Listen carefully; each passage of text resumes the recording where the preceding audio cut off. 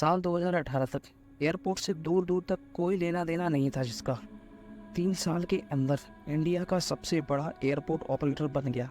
जी हाँ, हम बात कर रहे हैं अडानी जी की, इंडिया के नंबर 1 रिचेस्ट पर्सन। तो ऐसा कैसे हो गया, आइए जानते हैं वीडियो में। वीडियो अगर अच्छी लगे तो लाइक कर दीजिएगा। चलिए शुरू करते हैं। तो बात शुरू होती है फरवरी 2019 से। इंडियन गवर्नमेंट ने कहा, भाई साहब अब हमें 6 एयरपोर्ट प्राइवेटाइज़ करने हैं, इन्हें ऑपरेट और डेवलप करने के लिए अगर कोई प्राइवेट प्लेयर आता है तो संभाल ले, हम तो नहीं संभालेंगे भाई साहब। तो वो कौन से एयरपोर्ट थे, आइए जान लेते हैं। वो 6 एयरपोर्ट थे: जयपुर, लखनऊ, बेंगलुरु, तिरुवनंतपुरम, गुवाहाटी और अहमदाबाद। तो दुनिया भर की 57 कंपनियां आगे आईं बोली लगाने के लिए, लेकिन 57 में से 56 को कुछ नहीं मिला। एक कंपनी 6 के 6 एयरपोर्ट लेके निकल गई और वो थे अडानी जी। अब ये कैसे हो गया? ऐसे कि भाई साहब एक कंपनी है GMR, उसने कहा मैं गवर्नमेंट को 69 रुपये पर पैसेंजर दे दूंगा। ऑटो स्टेट करके कहता है कि मैं 48 रुपये दे दूंगा। आई इन्वेस्टमेंट बोला मैं 72 रुपये दे देता हूँ। फिर अडानी जी बोले कि भैया मैं दूंगा 174 रुपये पर पैसेंजर। सबकी बोलती हुई बंद। ये था जयपुर एयरपोर्ट। अब ऐसे ही मैंगलोर एयरपोर्ट की बात आई। GMR ने कहा कि 18 रुपये पर पैसेंजर मैं दूंगा। कोची इंटरनेशनल ने बोला कि भाई साहब 45 रुपये पर पैसेंजर तो मैं दे दूंगा, और ज़्यादा ने तो अप्लाई नहीं किया। फिर अडानी जी बोले मैं दूंगा भाई साहब 115 रुपये पर पैसेंजर। ऐसे 4 से 5 गुना ज़्यादा रेट लगा के अडानी जी को ये 6 के 6 एयरपोर्ट मिल गए। समझ गए? बात ऐसी हुई थी। आइए जान लेते हैं। पहला नियम था कि भाई साहब एयरपोर्ट प्राइवेटाइजेशन के लिए एक शर्त थी कि इस बंदे को एयरपोर्ट चलाने का अनुभव होना चाहिए। अडानी जी को तो था नहीं, तो कैसे मिलता? तो ये नियम बदला गया। दूसरा नियम था कि एयरपोर्ट अथॉरिटी ऑफ इंडिया, मतलब भारत सरकार का खुद का एक नियम था कि एक ही व्यक्ति या एक ही कंपनी को एक ही बिल्डिंग में 2 से ज़्यादा एयरपोर्ट नहीं मिल सकते। लेकिन इस बार के लिए 2 नहीं, भाई साहब जो जितना ले जा सकता है ले जाए, हम कुछ नहीं बोलेंगे। ये नियम भी बदला। तीसरा नियम क्या था? तीसरा नियम था कि भाई साहब 10 साल पहले जो बिड हुई थी उसमें, जिसमें दिल्ली, मुंबई, हैदराबाद के एयरपोर्ट मिले थे, उसमें मिले थे भाई साहब की 30 साल की लीज पर। अब की बार अडानी जी को मिल गए 50 साल की लीज पर। ये नियम भी बदल दिया। चौथा था, पहले गवर्नमेंट का कहना था कि एयरपोर्ट के रेवेन्यू का जो भी हिस्सा, मतलब जितना भी कमाई होगी उसका परसेंटेज बेस पे शेयर करेंगे। लेकिन अब की बार गवर्नमेंट ने कहा कि भाई साहब हमें एक फ़िक्स फीस दे दो और बाकी का जो कुछ भी कमाओ वो सब तुम्हारा। तो इन सब नियमों में बदलाव हुआ, और अगर ये नियम नहीं बदले जाते तो भाई साहब अडानी जी के बस की नहीं थी। वो आसपास भी नहीं टिक पाते, वो अप्लाई भी नहीं कर पाते। अब ऐसा खेल होगा और गवर्नमेंट को कानों कान खबर नहीं मिलेगी, ऐसा तो हो नहीं सकता। तो मीडिया ने सरकार के कुछ मंत्रियों से सवाल पूछे, तो मंत्री ने उनके बाकायदा जवाब भी दिए। केंद्रीय मंत्री हैं हरदीप पुरी जी, जो वर्तमान में नागरिक उड्डयन मंत्री हैं। तो उनसे मीडिया ने सवाल पूछा कि सर एक बात बताओ, जब अनुभव वाले बंदे को ही एयरपोर्ट दिए जाते हैं तो इनको क्यों दिया? ये तो नए हैं, इनके पास तो कोई एयरपोर्ट था नहीं, ये कैसे हो गया? तो उन्होंने जवाब दिया कि भाई साहब एयरपोर्ट चलाने का अनुभव है ही कितनी कंपनी को, जिनके 5-6 कंपनियाँ तो हैं। तो अगर हम ये नियम बरकरार रखेंगे तो घूम फिर के 5-6 कंपनियाँ आती रहेंगी और इनकी मोनोपोली हो जाएगी। तो इनकी मोनोपोली ना हो इसलिए नई कंपनी को आने दिया हमने। दूसरा सवाल पूछा कि भाई साहब एक कंपनी को 2 से ज़्यादा एयरपोर्ट दे नहीं सकते, फिर इनको सारे के सारे कैसे दे दिए? तो बोले एयरपोर्ट का रूल तब बनाया गया था जब देश में 15 ही तो एयरपोर्ट थे, आज तो 107 एयरपोर्ट हैं।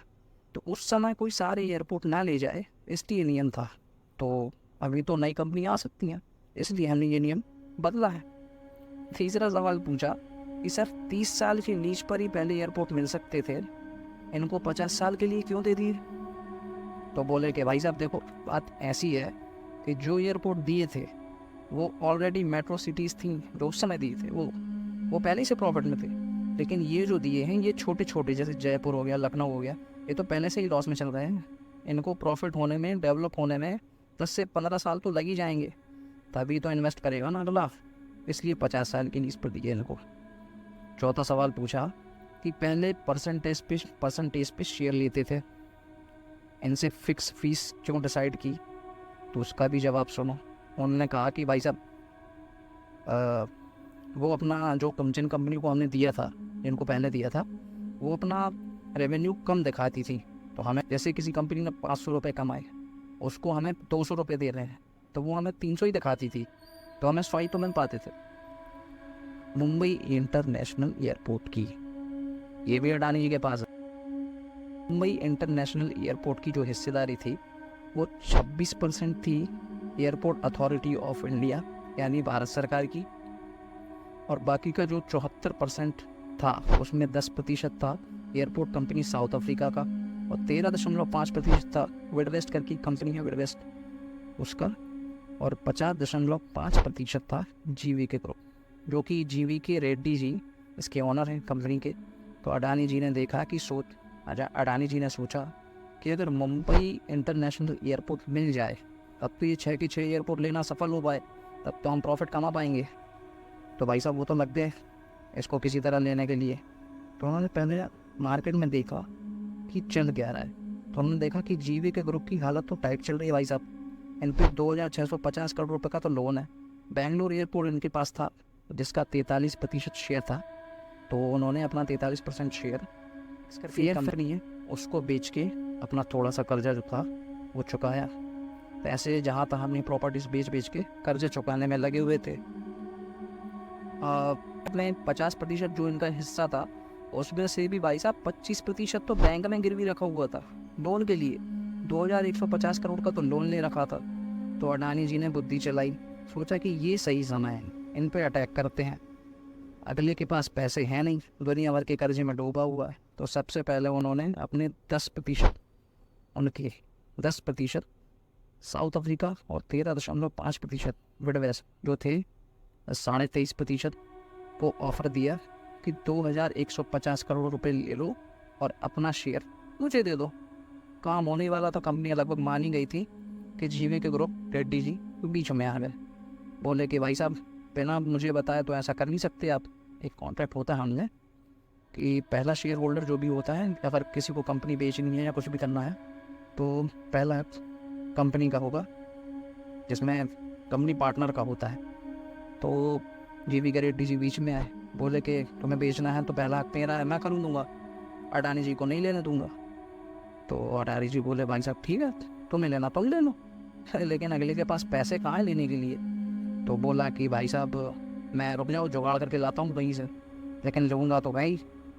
तो अडानी से पहले जीवी के रेड्डी जी कुछ जुगाड़ कर पाते, उससे पहले एक लेटर पहुँच गया सीबीआई के पास। अब सीबीआई के पास जो लेटर पहुँचा उसमें लिखा था कि जीवी के रेड्डी जी ने टैक्स की चोरी की है, एयरपोर्ट के आसपास की ज़मीन का फर्जी कंस्ट्रक्शन वर्क दिखाकर 710 करोड़ रुपए का घोटाला। सीबीआई पहुंचने रेड्डी जी के नाम रेड वन में। रेड्डी जी ने सोचा कि भाई साहब वैसे ही इतनी टेंशन है, इतना कर्जा है, कंपनी वैसे ही लॉस में चल रही है, पैसा आ नहीं रहा है, ऊपर से सीबीआई। अब रेड्डी जी को लगने लगा कि भैया एक काम करते हैं, इन सब चक्करों से मुक्ति पाते हैं। अडानी जी को बोलते हैं कि आपको जो चाहिए आप ले जाओ, मेरी कंपनी चाहिए तो वो भी ले जाओ, लेकिन इन सब चक्करों को ख़त्म करो, टेंशन ख़त्म करो। अभी एक फ़ाइल खुली है, पता नहीं आगे और कितनी खुल जाए। इसलिए अडानी जी को उन्होंने बोला कि भैया ये लो हम आपको दे देते हैं।